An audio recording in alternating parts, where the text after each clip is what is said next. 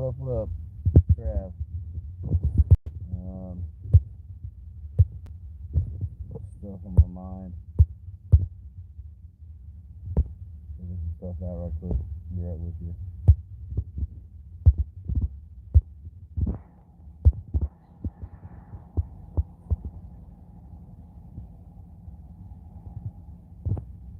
Yeah, we'll do that one.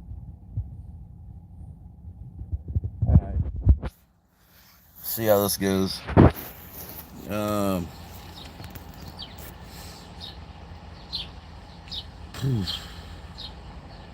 I figured there's no way to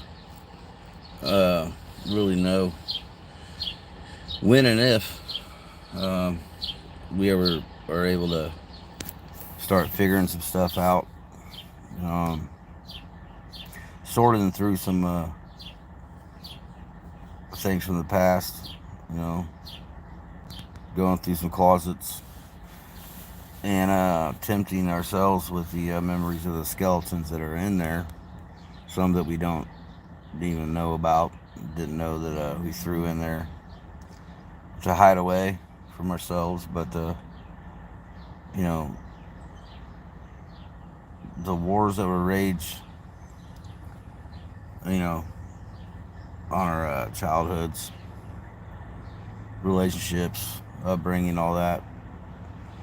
You know, the wars our parents fought amongst themselves or with themselves if they were single. In my case, um, it all adds up, and it all gets stored in our hearts, um,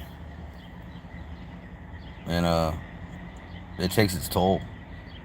It takes its toll, and it doesn't just make us hide away or seek out for some kind of attention that we didn't get but always needed as kids.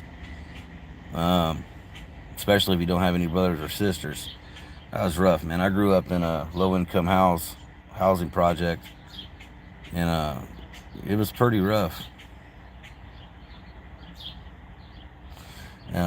Your friends would come and go, and because they moved out, they moved on, moved different places. So I'd have a friend for a few months in the summer. They were gone. Somebody would move in that winter, spring, and then hang out with them in the summertime, do whatever. They'd be gone. I always stayed. I lived in that place uh, with my mom for 20 some years or so. Then my grandma a bit. Then I was on my own for a bit with my baby's baby mama, first baby mama, and that didn't last. But it wasn't. It was from like '77 until, good Lord, in all 2012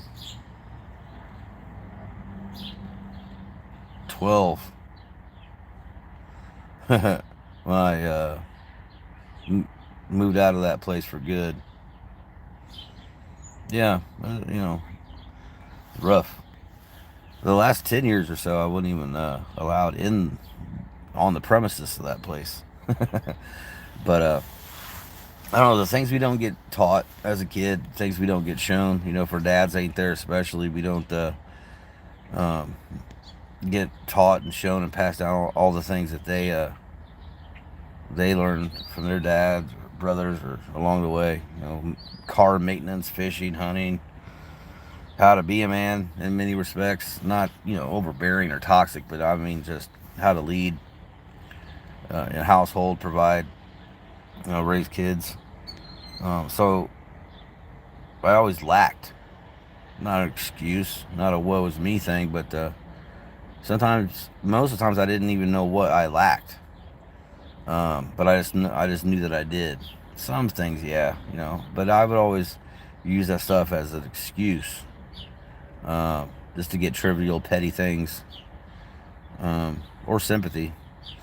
Use a lot of stuff and exaggerated a lot of memories uh, to gain relationships, friendships, anything I thought would give me substance. But since I was being bogus, since I was lying and exaggerating stories to gain sympathy, there was no substance in any of those relationships. So they didn't last.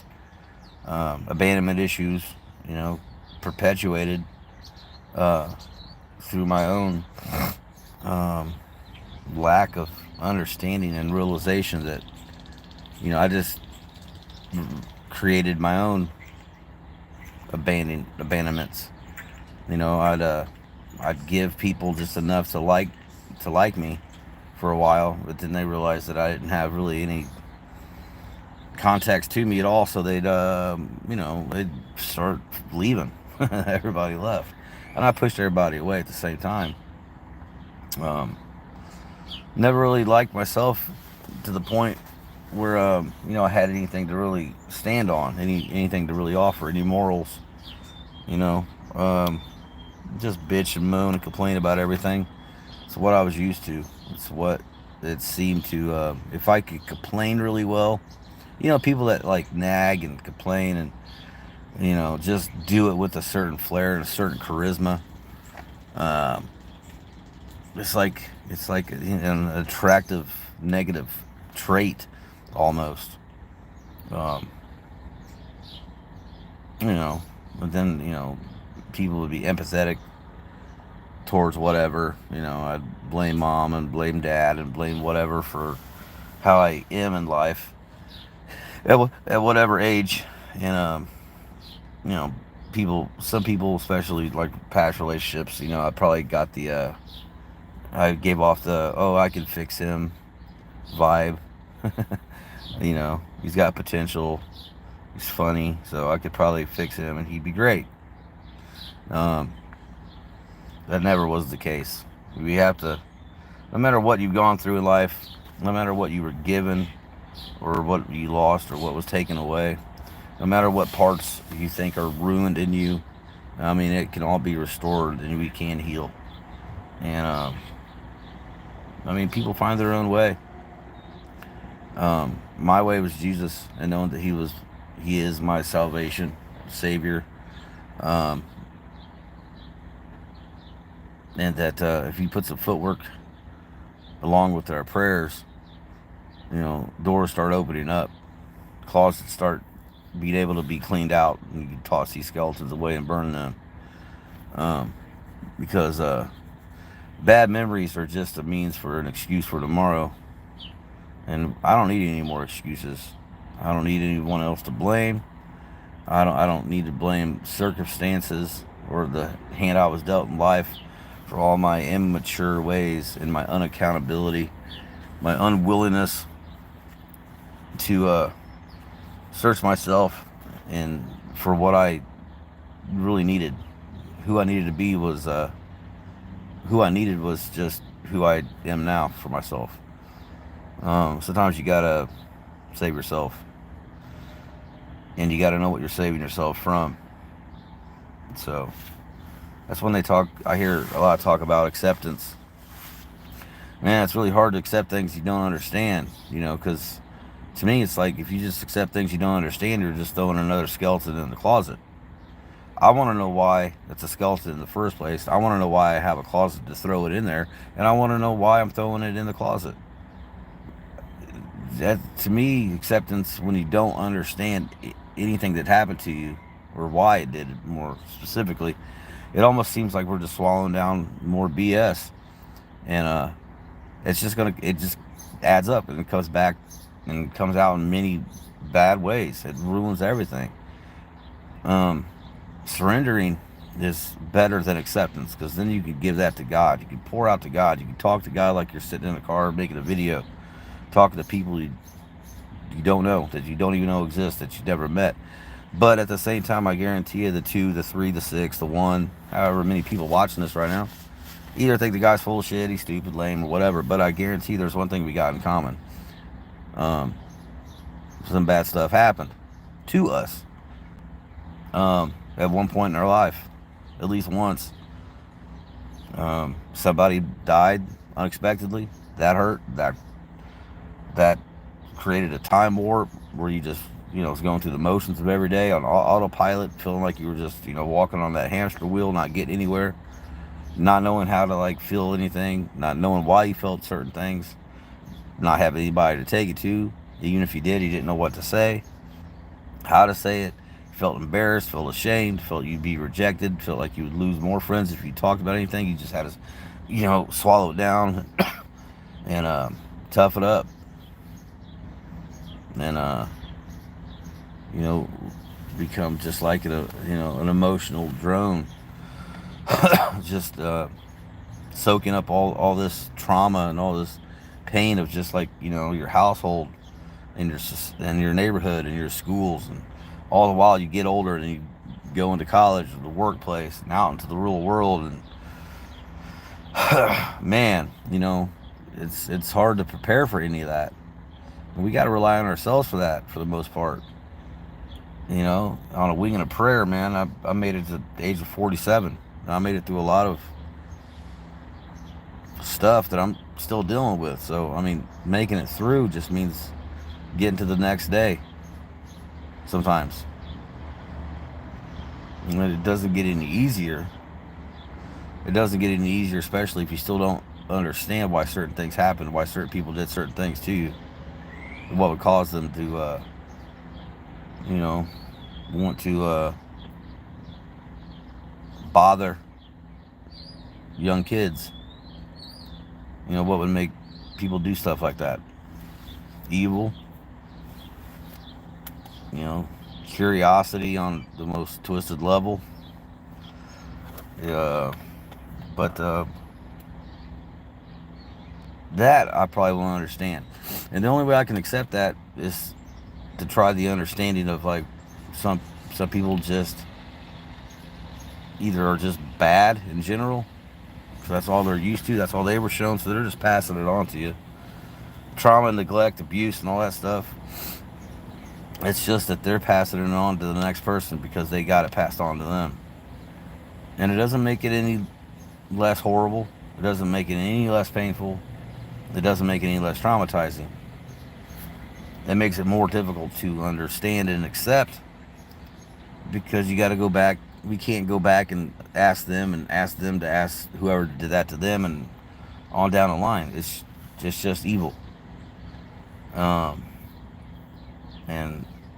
it passed on to the next person for whatever reason, man. And all the things that happen, all the bad things that happen, the very difficult, painful moments that happen, especially a few moments that happened to me by the hands of, someone that was supposed to, provide care, supervision. It was one of those skeletons thrown in a closet, and to make myself believe, as we do, that if we deny it and push it away, hide it, bury it, throw it in a closet, it won't bother us. It won't affect our lives the next day, into the next 5 years, and our next generation, and anywhere we go in life, in whatever situation and social circumstances we're in. But it always does. It always does. Sometimes the things that hurt us, that are just completely unbelievable and overwhelming, we shut it out and bury it so deep, but it still becomes a part of us in every way. Our psyche, mind, heart, we feel that things are movies, music, situations, relationships, give us subconscious flashbacks to it. And you ever just feel anxious or really mad all of a sudden out of nowhere, as things are going just fine, and all of a sudden you're just like raged out, or just scared, or just feel some overwhelming impending doom type of feeling? That's a subconscious. That's some stuff that we buried, that's trying to come to the surface, because it's always in there. Where are we burying it to? It's still in here. We don't understand it, so we don't even label it. We just throw it in there. Then it comes back in those moments and messes it up. Then we throw drugs and alcohol on top of all that. When we don't understand things that happen to us, we bury them. They come back to bite us. We take it out on other people. We hurt the ones that we love. And, we ask for forgiveness and say we're sorry for things we don't even know why we did them, for actions we take we don't even understand where they could come from. Well, that ain't me. I would never do something like that. You know me. That just I got overwhelmed. I was out of my head for a minute. I was drunk. I was high. I was pissed off. I was jealous. It all stems from past things that get added on to by more things over the years. Accept it. Move on. When you accept things you don't understand, you're burying it, and it will come to the surface eventually. And then it robs us of our joy and our happiness and our love in all of our current affairs. Surrendering that, speaking out those times to God. God, this happened to me by this person, these people, this place. I was innocent. I didn't cause none of this. I didn't ask for nothing like this to happen to me. Why me? Type of stuff. That's surrendering. When you're speaking that out, that grief, that pain, that torment, that trauma, you're speaking that out into wherever you are. I don't care if you're in your car or in a park or, wherever, man. You speak that out to God. He hears everything. He knows everything. He knows when you're going to talk to him about it. But he just waits for us and waits for us and waits for us.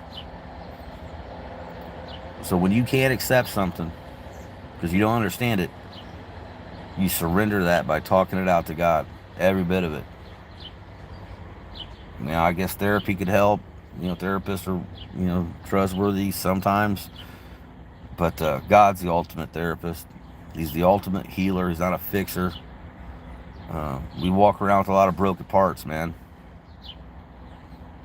And when we surrender them as elegantly as possible, and we're determined to not let our past, especially the things we've buried in our past, affect our future and pour out, get passed on to our loved ones,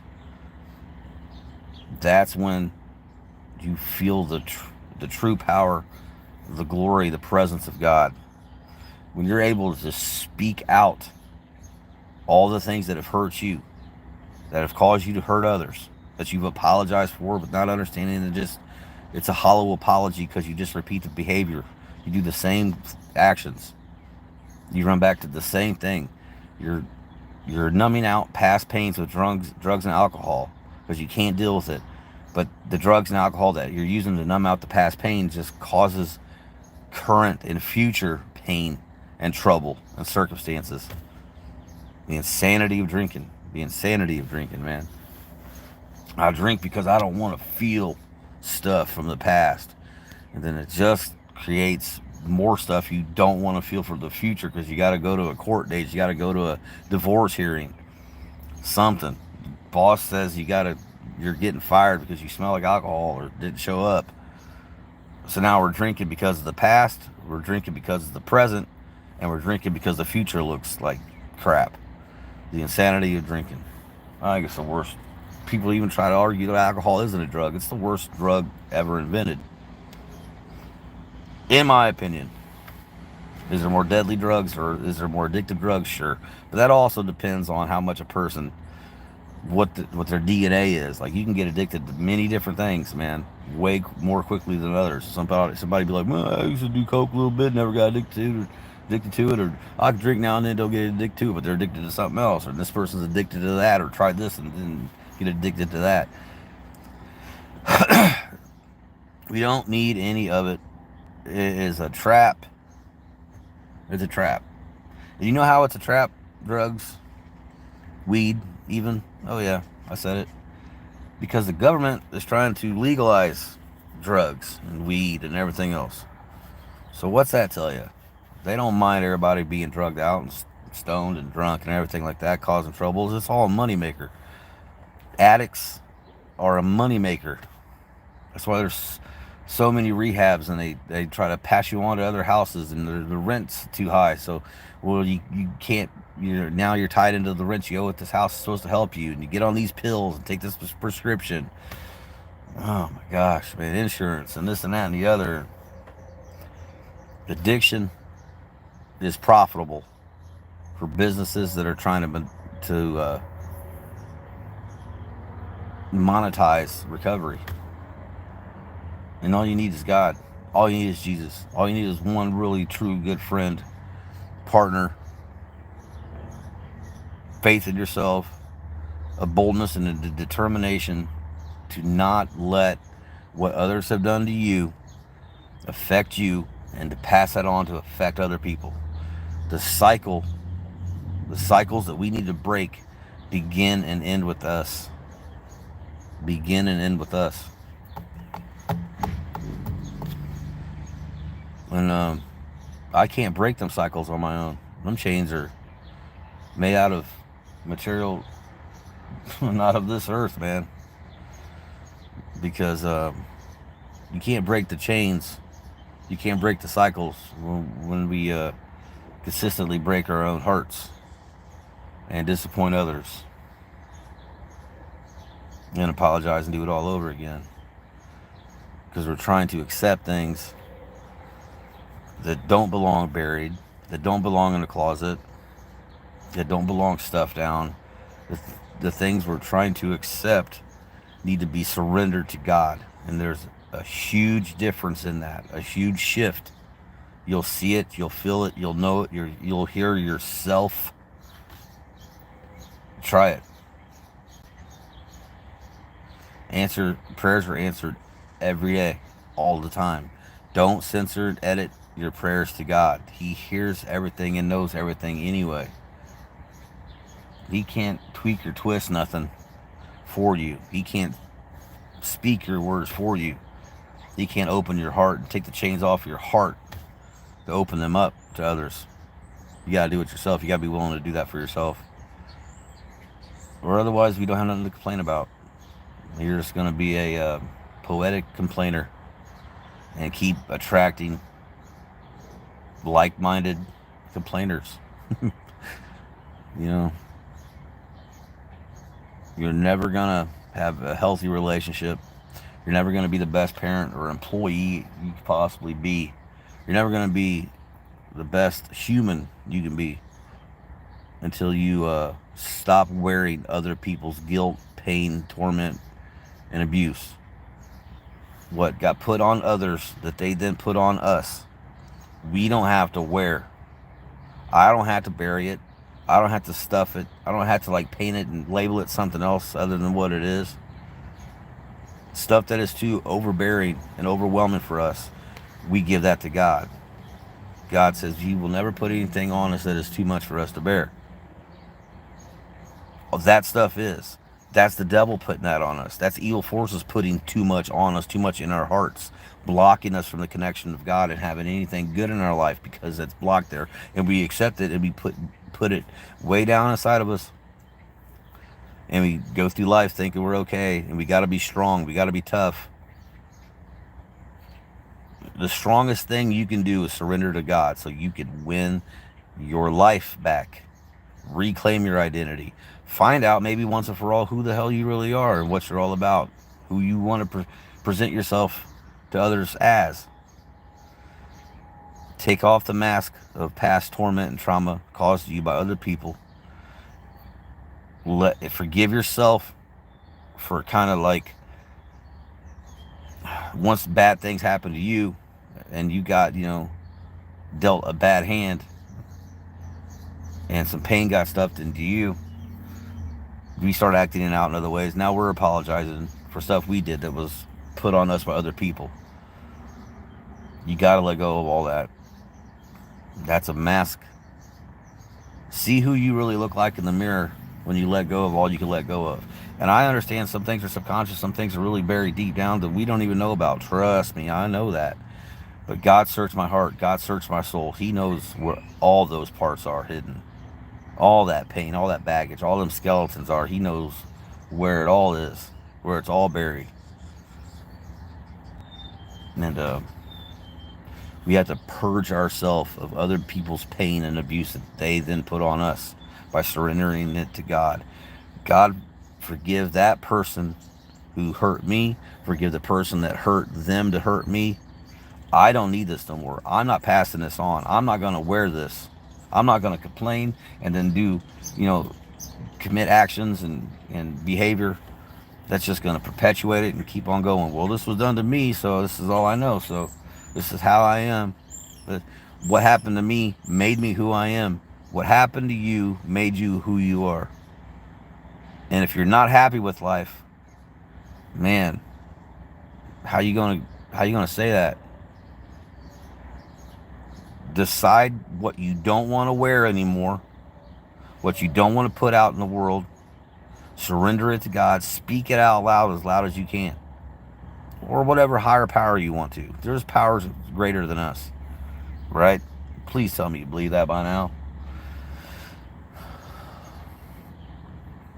When we let go and let God, it changes the game. It changes your mind. You get a little sense of peace, a little bit of relief, a little bit of, all right, that wasn't so bad. I can handle this. I felt good. Okay, that's the first time I ever spoke about that out loud, honestly. And when you do that, when you just talk to God and give it to Him and surrender it to Him in truthfulness, all honesty, with your heart out, because He already knows. So don't try to hide back anything. Scream it, yell it, whisper it. I don't care. Think of it in your mind as long as it's to God and just out. You're like, man, that feels better. And you think a million people heard you. You don't feel ashamed. You don't feel embarrassed. You don't feel guilty. If you feel just a little sliver of freedom, you feel those chains from that cycle of being rattled a little bit, like they could come unloose a little bit, you know. Our handcuffed soul becomes a little bit looser. We can feel that. We can breathe just a little bit easier. So then chase that feeling. Keep doing what you did to feel that. There's no better high than surrendering the pain, the abuse, the trauma, the neglect, the molestation, the hell, the evil that was put on us by other people, that was put onto them, down the line, way back. It's not just your pain, your abuse, your neglect, your trauma that you're holding, that you're harboring, that you're buried down. It's the person who did it to you, or the people that did it to you, and then the people that did it to them. So stop right there. God, I don't want this on me no more. I don't want this in me. I don't need this in me. It does nothing but bring me down and put it on to the next person so they can put it on to the next person. The kids, the grandkids. Generational trauma needs to be broken by us right now. Right now.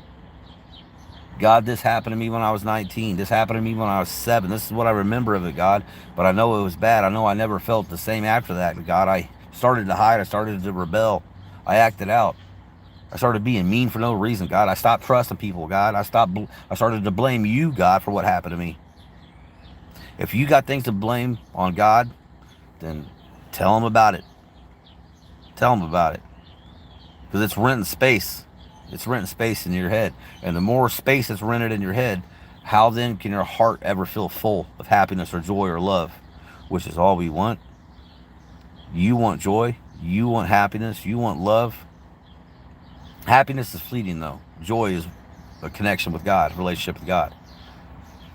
You want peace? Let go of some bad stuff. I hate so-and-so because they did something to me. I hate this place because, they judged me and, didn't hire me or whatever. Or this school didn't, accept my application.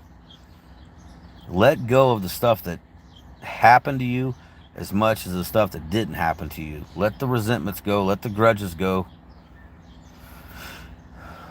Step out of all that bondage. Step in to the freedom and the surrendering through God. It just is the most real thing there is. You can decide you don't want to exist the way you have before anymore. Talk to God today, man. Spill it out. Give yourself a chance. Give your kids a chance and your grandkids a chance and your people at your workplace a chance. Give this country a chance. Give the next generation a chance. Give God a chance. And give yourself a chance. Start living today, man. Start living by surrendering the past. You'll find joy in that future. I promise you. That's all I got. I appreciate everybody. Check out the Facebook group, God-Based Recovery. There's awesome people on there offering great content every day. A lot of great people. God-Based Recovery Facebook group app.